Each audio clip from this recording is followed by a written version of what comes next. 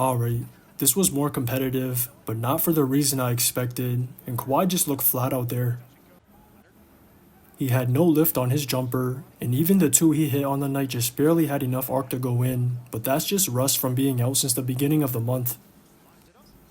If he plays in Game 3, I'm expecting a better performance, but overall as a team, the Clips didn't generate much offense regardless, and a lot of that was the Mavs' defense.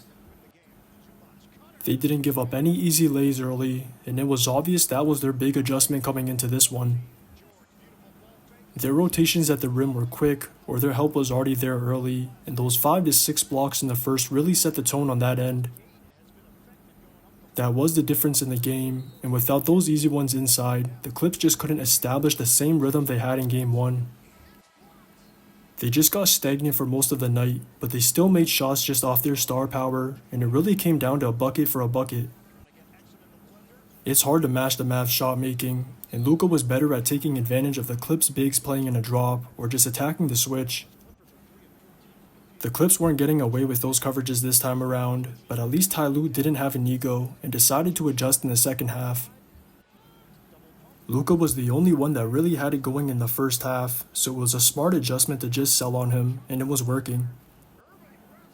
The Mavs got some good looks in the third, but couldn't punish the Clips enough, and it took until the fourth before they finally capitalized. PJ made a floater before going on to wet 2 trays, Kai made one off LUKA getting doubled, along with a tough floater, and LUKA hit a big transition tray in the midst of this 14-0 run. This was the game-winning stretch, and it was just a big enough lead for him to maintain till the end.